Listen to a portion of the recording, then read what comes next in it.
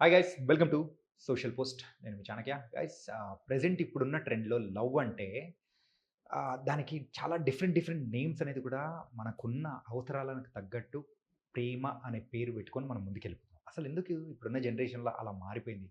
Benching అంటూ ఉంటాం. ఇలాంటి బోలెడన్ని ఉన్నాయి. మరి దాని గురించి కూడా మాట్లాడడానికి, మనకు ఎక్స్‌ప్లెయిన్ చేయడానికి డాక్టర్ హరీష్ తెనేటి గారు ఇప్పుడు మనతో పాటు ఉన్నారు. Life coach. మరి ఆయన ఏం చెప్తారో కూడా విందాం. Hi sir. హలో.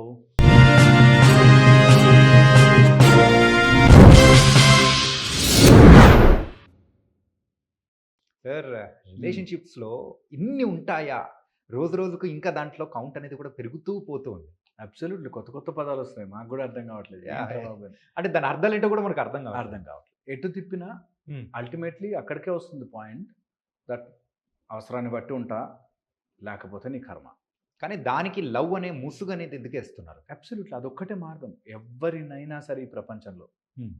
ప్రేమించా, నువ్వంటే నాకు చాలా ఇష్టం, నమ్మకం, మనం కలిసి ఉంటాం అని మాయమాటలు చెప్తేనే నడుస్తది బండి. హ్మ్. లేకపోతే ఎవ్వరు కూడా రారు. అందుకని నువ్వంటే నాకు చాలా ఇష్టం. నువ్వంటే ప్రేమనే మాటలేగా సింపుల్‌గా చెప్పేయొచ్చు. చాలా ఇష్టం అంటే నువ్వంటే నాకు నేను నేను అసలు ఆశ్చర్యకరమైన కేసులొస్తాయి మా దగ్గరికి. హ్మ్. హాయ్ రా, గుడ్ నైట్ రా అని పెడతాడు. నేనంటే ఎంత కేరింగో అనుకునేవాడున్నారు. ఓన్లీ రాకే. రాకే. బేబీ రా ఇంతే వీటికి. చాలా కేరింగ్ నా మీద. ఏంటి మీ అమ్మా, నాన్న నిన్ను కని, పెంచి వాళ్ళెప్పుడైనా ఏదైనా కోపంలో ఒక మాట అంటే తట్టుకోలేను. వాడు రా అది ఇది లేకపోతే నేను స్కూల్ ఎగ్గొట్టించో, కాలేజ్ ఎగ్గొట్టించో బండి మీద తిప్పితే హౌ ఈస్ దట్ లవ్? హ్మ్. సింపుల్ పాయింట్ కదా! సింపుల్ కాలిక్యులేషన్ కదా! అదెలా మిస్ అవుతున్నారు అని అర్థం కాదు. అండ్ ఆ ఏజ్‌లో ఉండే హార్మోనల్ చేంజెస్ వల్ల అసలు మీకు తెలియదు ఇవన్నీ యూ ఆర్ జస్ట్ నథింగ్. హ్మ్. మాకు అసలు చాలా అర్థమైపోతుంది. ఇంత అడ్వాన్స్డ్ థింకింగ్ మాకే ఉంది అనేటట్టు ఫీల్ అవుతారు. హ్మ్. అండ్ దాన్ని ట్రెండ్ చేయడంలోనే మజా. మజా అంతా ఎక్కడుందంటే హ్మ్. They make it look so colourful and trendy. అది గూడా చేయకపోతే ఇంకెందుకు అనేటట్టుగా మారుతుంది. సో దట్ వే మనం మన ఈ జనరేషన్‌కి ఈ ప్రేమ అనేది ఒక జస్ట్ ఆ టైంకి అక్కడ. ఎప్పుడు ప్రేమ బాబు? నీ ఈక్వేషన్‌లన్నీ బావుండి, హ్మ్. డబ్బులు ఉండి, బయటకు తిరగడానికి ప్లేసు ఉండి, అన్నీ ఉంటే ప్రేమ లాంటిది ఏదైనా నడుస్తా ఉంటది. హ్మ్. ఒక్కరోజు అటు ఇటు అయిందంటే next, what next? Option next. ప్రేమ అనేది కూడా ఒక ప్లెజర్‌లా తీసుకొని వెళ్ళిపోతున్నారు కదా! అబ్సల్యూట్‌లీ తీసుకో. ప్రేమ ఎప్పుడు గూడా విత్ రెస్పాన్సిబిలిటీ వస్తుంది. హ్మ్. వీళ్ళు ఓన్లీ ఆ ప్రేమ పార్ట్ కావాలి. No responsibility. హ్మ్. తల్లికి పిల్లలంటే చాలా ప్రేమ ఉంటుంది. బట్ మందులేసే టైంలో రెస్పాన్సిబుల్. వాడికి చేదన్నా ఏస్తారు నోట్లో ఇట్లా పట్టేస్తారు నోట్లో. యాహ్! రెస్పాన్సిబిలిటీని వదిలిపెట్టిన ప్రేమ ఈజ్ నెవర్ ఎ ప్రేమ. హ్మ్. ఎవరైనా ఇది చూసి వీడియో చూసి అబ్బా! అంత చెప్తున్నావా? సరే మేము ట్రై చేస్తామంటే please join this. Prema will always come with responsibility. హ్మ్. అది చూసుకున్న రోజున అన్నీ మ్యాచ్ అవుతాయి మనకి. ఓకే. నేను ఒక అమ్మాయిని ప్రేమించాను. అరే! ఆమె చూసుకోవాలి కదా! నా responsibility.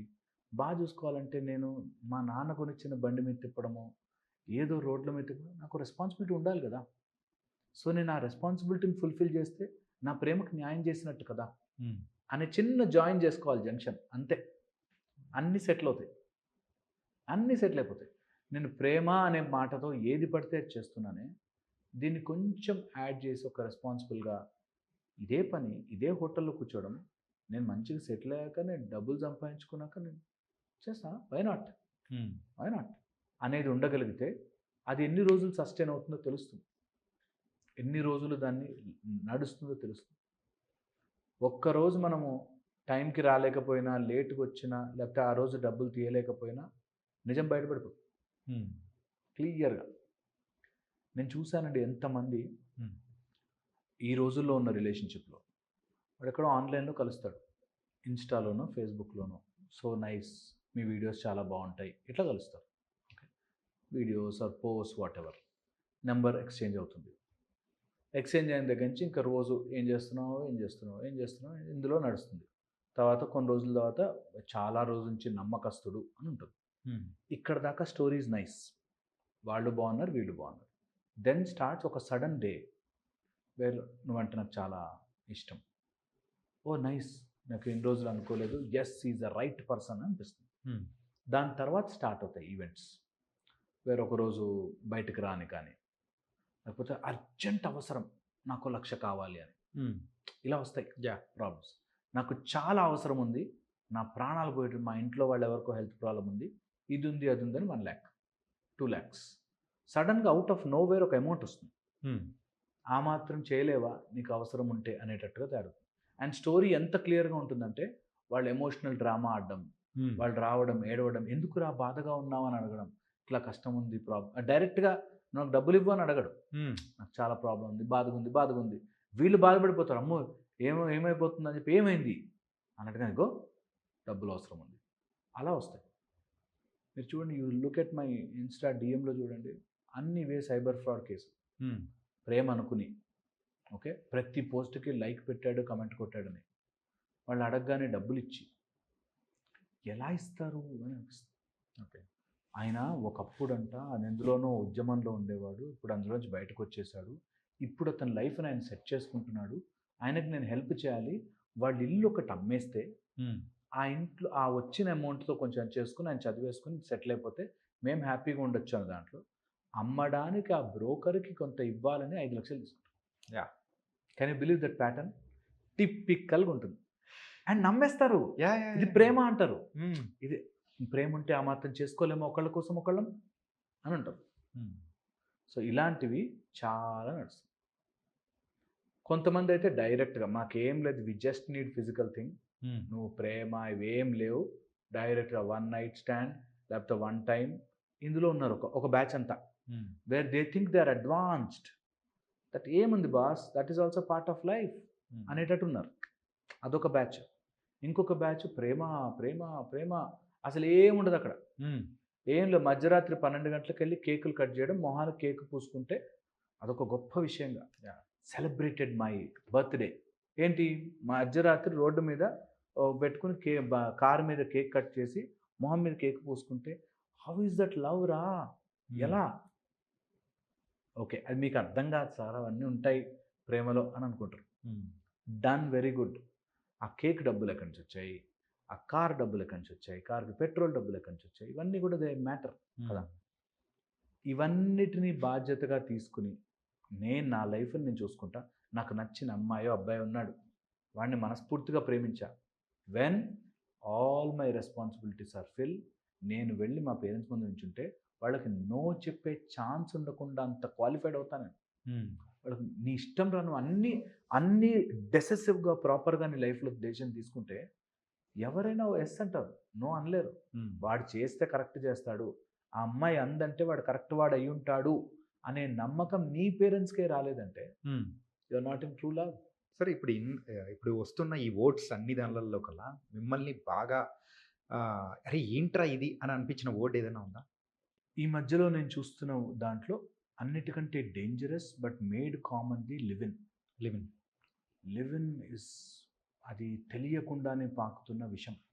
Okay, live in looks beautiful, అన్నీ బాగున్న రోజులు బాగుంటాయి, తెగ్గొట్టినప్పుడు అర్థం కాదు మనకి ఏం చేయాలో మన లైఫ్.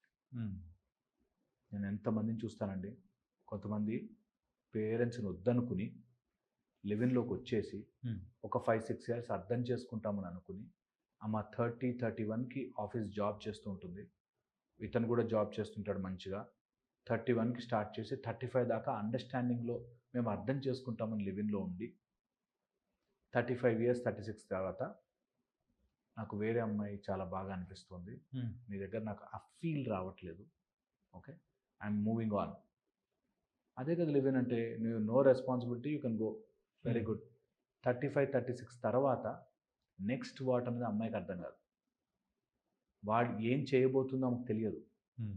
ఇప్పుడు నేను ఏం చేయాలి వాటినో, ఇన్ని రోజులు రిలేషన్షిప్లో ఆల్రెడీ డబ్బులు ఇచ్చేసి ఉంటారు, ఆల్రెడీ చాలా స్పెండ్ చేసేసి ఉంటారు, ఫ్యామిలీకి దూరం అయిపోయి ఉంటారు. Now she's in a junction where ఏం చేయాలి ఇప్పుడు నేను, నా లైఫ్ ఏంటి? ఎమోషనల్లీ బ్రూటల్ ఉంటే తప్ప ఇలాంటి రిలేషన్షిప్స్ ఇలాంటివన్నీ చాలా రిస్కీ. ఈ లివింగ్ ద్వారా సో విక్టిమ్ అవుతున్నది ఎవరు, అమ్మాయిలా అబ్బాయిలా? Week minded. నేను ఎప్పుడు చెప్తుంటాను ఈ మాట, వీక్ మైండెడ్ పీపుల్ ఎప్పుడు విక్టిమ్ అవుతారు. ఎమోషనల్లీ ఇన్వాల్వ్ అయిపోయి వాడు చెప్పేదంతా వినే అమ్మాయిలు ఉన్నారు, ఎమోషనల్లీ ఇన్వాల్వ్ అయిపోయి అమ్మాయి చెప్పేదంతా వినేవాళ్ళు ఉన్నారు. ఫండమెంటల్ పాయింట్ ఇస్, నీకు దాని రూల్స్ అర్థం కాకపోతే ఎనీ డే పోరా అంటే బయటకు వెళ్ళిపోవాల్సి వస్తుంది. నేను ఎంతమందిని చూసాను అట్లా. ఎన్ని కేసులు వస్తాయి మా దగ్గరికి, ఎంతమంది. And they are emotionally depressed, dull. ఎలా చేస్తారండి అట్లాగా? ఇన్ని చేశానండి నేను, నా ఫ్యామిలీని వదులుకున్నాను అన్ని. ఏ రోజు వాడు మ్యారేజ్ చేసుకుందామంటే అవసరం ఏంటి అనే దాంట్లో ఉన్నాము. అంటే నన్ను ఎంత నమ్మి ఫూలిష్ అయిపోతాం. వెళ్ళిపోయి ఉండిపోయి దెన్ దే మూవ్ ఆన్. ఒక టైప్ ఆఫ్ డిఫికల్ట్ థింగ్.